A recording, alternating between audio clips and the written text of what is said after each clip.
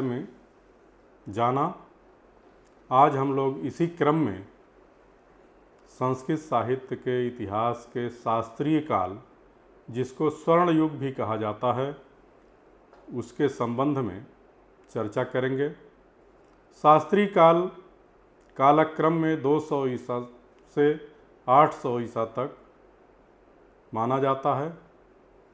इस कालखंड में महाकवि कालिदास, भास, शूद्रक, भारवी, माघ और दंडी जैसे महान कवि हुए। इस कालखंड में अलंकार, रस, प्रकृति चित्रण, नाटक एवं महाकाव्यों का उत्कर्ष हुआ। इसी क्रम में इसका जो उत्तर शास्त्रीय काल है उसको 800 ईस्वी से 1200 ईस्वी तक लिया जाता है। इस कालखंड में भवभूति, जयदेव, राजशेखर, मम्मट आदि हुए। इन लोगों ने भी श्रृंगार, भक्ति और काव्य शास्त्रीय सिद्धांतों का विवेचन किया। मध्यकाल, जिसमें 1200 ईस्वी से 1800 ईस्वी तक का कालखंड है, इसमें विद्यापति, नारायण भट्ट और अप्पय दीक्षित जैसे लोग हुए, जिन्होंने भक्ति दर्शन और स्तोत्र साहित्य को मंडित किया।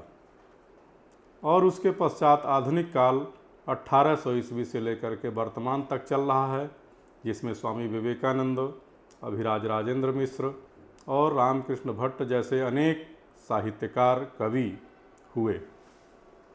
अब हम शास्त्रीय काल पर चलते हैं। संस्कृत साहित्याकाश में यदि किसी कवि को चंद्रमा की उपमा दी जाए तो निसंदेह वे कालिदास हैं। उनकी काव्य प्रतिभा, प्रकृति सौंदर्य का सूक्ष्म चित्रण, मानवीय भावनाओं की गहन अभिव्यक्ति तथा भाषा की माधुर्य शैली उन्हें विश्व साहित्य में अद्वितीय स्थान प्रदान करती है। उनके जीवन के संबंध में प्रामाणिक ऐतिहासिक तथ्य बहुत कम उपलब्ध हैं, परंतु जनश्रुतियों के आधार पर उन्हें एक राज्याश्रित कवि माना जाता है, जो अत्यंत प्रतिभाशाली और प्रकृति प्रेमी कवि थे। जानकारी के अनुसार प्रारंभ में कालिदास बहुत ही अल्प बुद्धि के थे, किंतु माँ काली की उपासना और कृपा से उन्हें अद्भुत विद्या की प्राप्ति हुई। उनका संबंध विक्रमादित्य के राज दरबार से था। वह उनके नवरत्नों में से एक थे। उनका काल पहली शताब्दी से चौथी 5वीं शताब्दी तक जाता है। यह काल भारतीय संस्कृति का स्वर्ण युग था, जहाँ कला, साहित्य, विज्ञान और दर्शन का अभूतपूर्व विकास हुआ। कालिदास की रचनाओं में उस समय की समृद्ध सांस्कृतिक झलक स्पष्ट रूप से दिखाई देती है। कालिदास की प्रमुख रचनाओं में 2 महाकाव्य रघुवंश और कुमार संभव, 2 खंड काव्य मेघदूत और ऋतुसंहार और 3 नाटक अभिज्ञान शाकुंतल, विक्रमोर्वशीयम और मालविकाग्निमित्रम हैं। महाकवि कालिदास से जुड़ी एक प्रसिद्ध कथा है कि कालिदास जब ज्ञान प्राप्त करके वापस आए तो उन्होंने अपनी पत्नी से संस्कृत में वार्तालाप किया। उसके पहले वो उष्ट शब्द भी नहीं बोल पाते थे, ऐसी कथा है। फिर उन क्रोधित होकर के उनकी पत्नी ने घर से निकाल दिया था, तो माँ काली की कृपा से उनको ज्ञान प्राप्त हुआ। और जब वो वापस आए तो दरवाज़ा बंद था। उन्होंने अपनी पत्नी से दरवाज़ा खोलने के लिए कहा, देवी कपाटम देहि।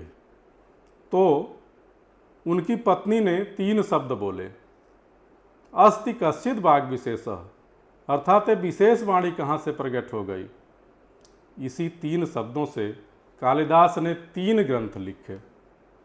अस्ति से कुमार संभव, पहला श्लोक, अस्त्युत्तरस्यां दिशि देवतात्मा, हिमालयो नाम नगाधिराजः, पूर्वा परोतोय निधि वगाह्य, स्थितः पृथिव्या इव मानदंडः। इसी प्रकार अगला जो उनकी रचना है मेघदूत, वो कश्चित से शुरू हुआ। उसका प्रथम श्लोक है, कश्चित् कांता विरह गुरुणा स्वाधिकारात् प्रमत्तः सापेनास्तंगमित महिमा वर्षभोगेण भर्तुः यक्षश्चक्रे जनकतनया स्नानपुण्योदकेषु स्निग्धच्छाया तरुषु वसतिं रामगिरयाश्रमेषु। तीसरा शब्द जो वाग विशेषः था, उससे रघुवंश का प्रथम श्लोक, वाग अर्थायु संपृक्तौ वाग अर्थ प्रतिपत्तये जगतः पितरौ वंदे पार्वती परमेश्वरौ। ये कथा उनकी प्रतिभा के उदय और संस्कृत साहित्य में अद्वितीय स्थान दर्शाती है। वह संपूर्ण विश्व साहित्य के महानतम कवियों में से एक हैं। उनकी रचनाएं भारतीय संस्कृति, प्रकृति और मानवीय संवेदनाओं, सौंदर्य दर्शन और भावनात्मक गहराई के कारण उन्हें अमर बनाती है। इस कालखंड के दूसरे बड़े कवि महाकवि भास हुए। महाकवि भास संस्कृत साहित्य के प्राचीन और महान नाटककार हैं। इनका काल सामान्यतः ईसा मसीह के आसपास माना जाता है या उससे भी कुछ पहले का हो सकता है। भास का उल्लेख कालिदास ने भी आदरपूर्वक किया है। इससे जाना जाता है कि वे कालिदास के पूर्व ही हुए होंगे। वे संस्कृत नाट्य परंपरा के अग्रणी रचनाकार हैं। भास के नाम से कुल 13 नाटक प्राप्त होते हैं। स्वप्नवासव दत्ता, प्रतिज्ञा, योगंधरायण, अविमारक, चारुदत्त, दूतवाक्य, दूत घटोत्कच, महयम व्यायोग, कर्णभार, उरुभंग, पंचरात्र, बालचरित, अभिषेक और प्रतिमा नाटक। भास ने रामायण और महाभारत की कथाओं को अपनी रचनाओं का आधार बनाया और मानवीय संवेदनाओं को गहराई से प्रस्तुत किया। नाट्य साहित्य को सुदृढ़ आधार प्रदान किया। इसी कालखंड के तीसरे कवि और नाटककार हुए शूद्रक, जो संस्कृत साहित्य के प्रसिद्ध नाटककार हुए। इनका विशेष रूप से एक कृति मृक्षकटिकम है, जिसके कारण वे अमर हैं। उनका समय ईसा से पहली या दूसरी शताब्दी माना जाता है। वे भास और कालिदास के लगभग समकालीन ही थे या थोड़े बाद के थे। मृक्षकटिकम 10 अंकों का एक उत्कृष्ट सामाजिक नाटक है, जिसमें नायक चारुदत्त और नायिका बसंत सेना है। यह प्रेम, सामाजिक विषमता, राजनीति और षड्यंत्र का सुंदर चित्रण है। यह प्रेम, करुणा, हास्य और राजनीति का समन्वय है। भाषा सरल, संवाद और प्रभावी है। पात्र अत्यंत सजीव हैं। इस प्रकार उनके विषय में जो कालखंड है या उनके जीवन के विषय में बहुत कम प्रमाण मिलता है, परंतु इतना स्पष्ट है कि उनका संबंध दक्षिण भारत से था, जो प्रायः आंध्र प्रदेश या कर्नाटक से था। ये अत्यंत विद्वान, पंडित और राज्याश्रित कवि थे। इनका काल 6ठी शताब्दी माना जाता है। ये कालिदास के बाद और माघ से पहले हुए थे। किरातार्जुनीयम इनकी एकमात्र प्राप्त रचना है, जो महाभारत की कथा पर आधारित है। इसमें अर्जुन और किरात वेशधारी शिव के युद्ध का वर्णन है। अर्जुन भगवान शिव की तपस्या करके पाशुपतास्त्र प्राप्त करना चाहते थे। शिव जी किरात के वेश में आकर अर्जुन की परीक्षा लेते हैं और प्रसन्न होकर उन्हें वह अस्त्र प्रदान करते हैं। भारवी अपने अर्थ गौरव के लिए जाने जाते हैं। गूढ़ और गहन भाव, ओज गुण, वीर रस की प्रधानता, प्रभावी शैली और सूक्तियों के कारण जाने जाते हैं। इनकी रचना से एक श्लोक है, उद्योगिनम पुरुष सिंहमुपैति लक्ष्मी देवेन देयमिति का पुरुषा वदन्ति देवं निहत्य कुरु पौरुषमात्मशक्त्या यत्नेन कृते यदि न सिद्धयति कोत्र दोषः। ये बहुत प्रसिद्ध श्लोक है, आप सब लोग जानते होंगे। परिश्रमी और साहसी पुरुष के पास ही लक्ष्मी आती है। कायर लोग भाग्य की बात करते हैं, इसलिए पुरुषार्थ करना चाहिए, फिर भी प्रयत्न करने पर सफलता नहीं मिले तो इसमें किसी का कोई दोष नहीं है। अगले कवि महाकवि माघ हैं।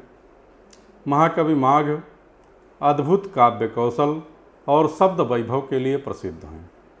उनकी एकमात्र रचना शिशुपाल वध प्रसिद्ध है। इसमें 20 सर्ग हैं। कथा का उपजीव्य महाभारत है।